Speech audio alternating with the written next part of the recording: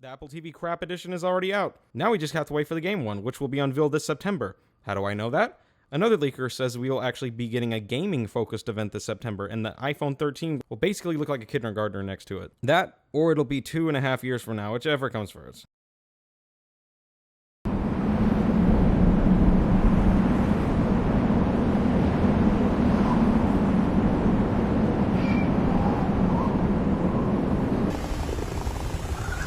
This is bullshit! Well, I guess I was a bit off on the timing on this one, folks. That said, I'm still hopeful that we'll be seeing something gaming-focused from Apple next month. And if not, the next month after. And if not, the month after that. And if not, March. And if not, jeez, this is how leakers must feel. Anyways, since the video before this aged like fine polio, I figured I'd make an even further moron of myself and predict Apple's entry into the DSLR or DSLM industry. And guys, I'll keep this short and sweet. I mean, good lord, the last video was nearly half an hour long. In spite of what every YouTuber will tell you, the size of your sensor matters. And no matter how advanced we get the smartphone's camera to be, we will never, ever be on par with movie cameras. That's not my opinion, that's just physics. But what if I were to tell you that it really doesn't matter, and eventually everybody will be using iPhones for filming just about everything by the end of this decade, despite being factually worse than traditional professional cameras? How can this be so if the quality will always be worse, you ask? The answer is quite simple, really. It won't be a whole lot worse. And on top of that, people will start to see the value mobility far outperform anything their 20+ pound cameras could even dream of accomplishing in the same day. Never mind that this camera can let you edit the video after. Never mind night mode on all 4 cameras. Never mind that this camera shoots in Dolby Vision HDR. Never mind that this camera can let you edit the amount of blur in your video after recording. Never mind that there's 3 cameras, 4 if you include front facing, all with different focal lengths, reducing the time, cost, and weight of switching lenses. Never mind that this camera can shoot all 3 cameras at the same time, reducing the time and money it takes for multiple takes in different focal lengths. Never mind that this camera supports ProRAW and now ProRes. Never mind that this camera can shoot in macro mode despite not having an actual macro lens. Never mind the fact that this camera can edit what was in focus after the fact of recording the freaking scene. Sorry, I lost my train of thought. Where was I? Oh yeah, the iPhone will never replace cinema cameras.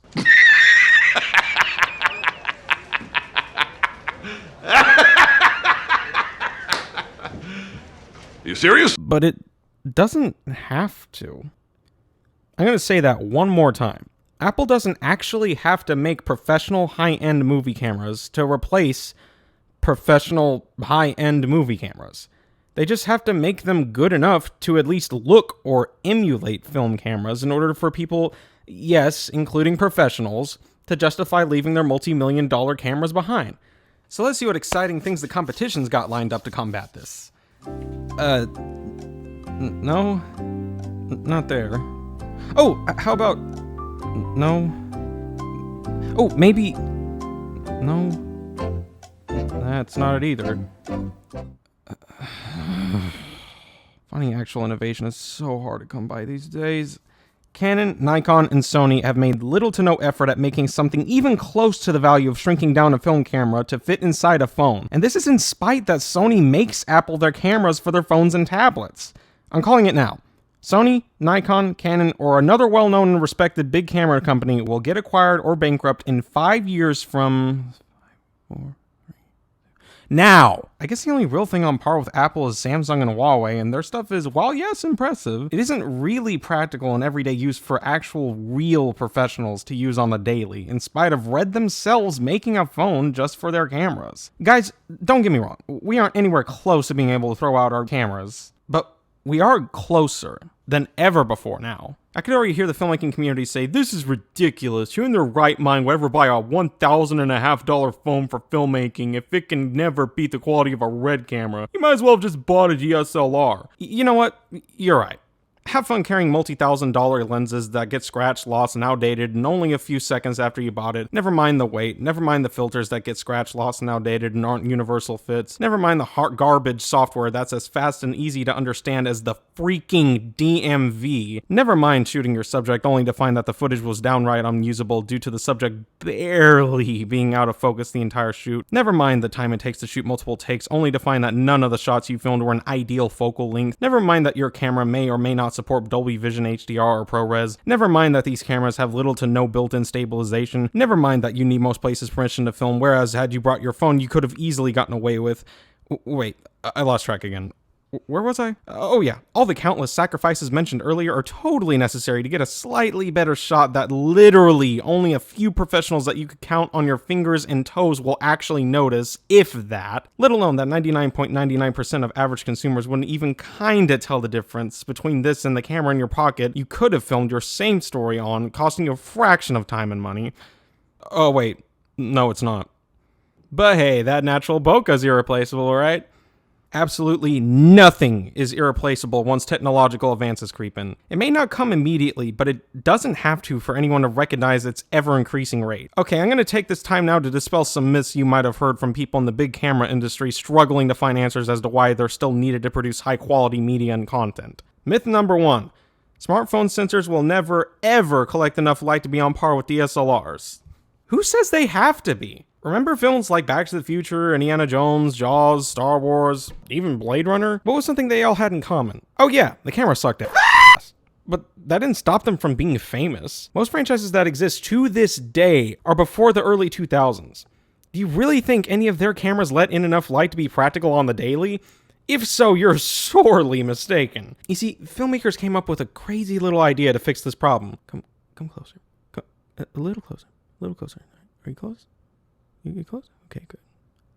Lighting! What does it matter how bad your camera is if you could always just light your scene better? If you're making a movie, isn't that what you're doing in the first place anyways? Now, don't get me wrong. It's definitely way easier to film with a larger sensor to let more light in so you don't have to worry about blasting light in your camera's face. But it's definitely not necessary. Myth number 2. It's awful in low light. Rico, what did I just say to Dave? Once again, doesn't matter. Be better at lighting, and low light won't be an issue. Next. Myth number 3. Whatever camera upgrade the iPhone gets, Android has had for years. Can I just say, I hate when people say this. It's a statement that honestly stems from absolute ignorance. Just because you have something first doesn't mean it's good. In fact, it's actually quite the opposite. Anytime Android adds a feature to their phones, it's because they could. Anytime Apple adds a feature, on the other hand, it's because it's better and actually usable. And don't just take my word for it. Ask any of the Note 7 users who had their phones spontaneously explode about how their experience has been. Hell, even the first Samsung Galaxy Fold. You're a consumer, not a beta tester. Call me crazy, but that's just how I feel. And to all you fandroids who are about to tell me that Apple had Bengate or whatever English word next to the word gate, the phone didn't spontaneously combust.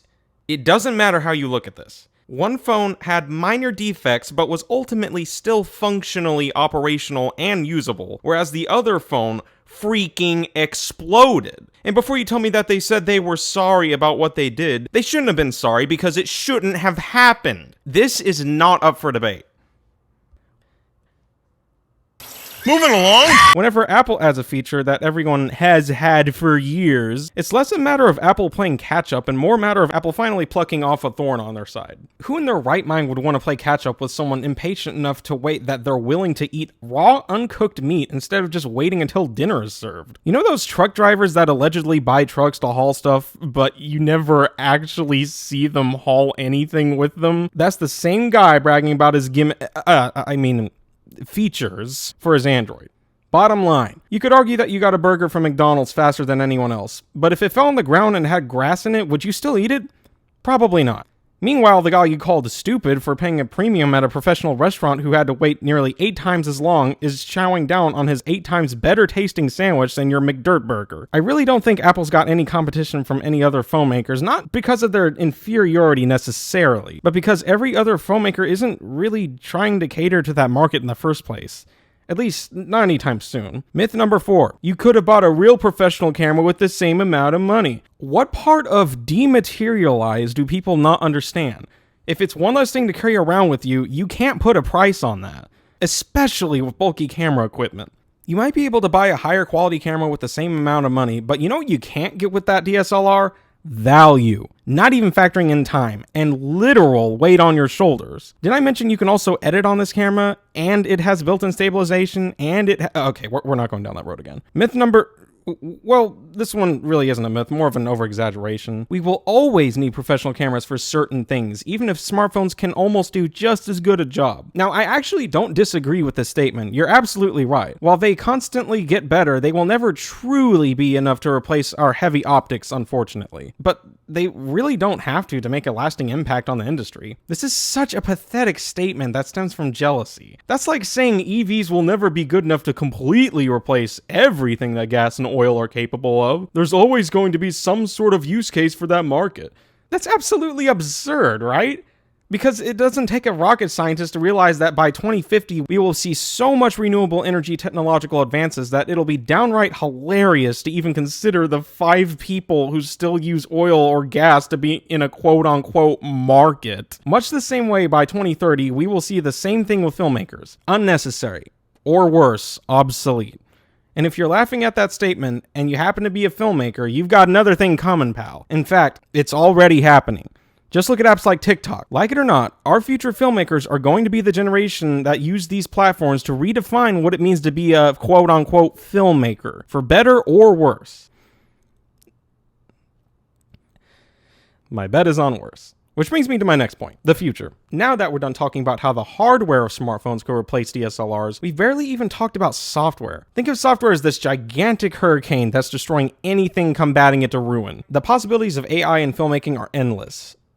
A little too endless, if you ask me. I myself am actually scared for the future of my career. But hey, maybe we'll have humanoid robots doing taxes for us by then, so I guess I can't complain too much. Now, while I certainly think that AI is a super fast-growing technology, I also think it's still in its infancy. Thank God. But that being said, I actually don't think AI is anywhere close to making a story that the creative originality of the human race is able to produce.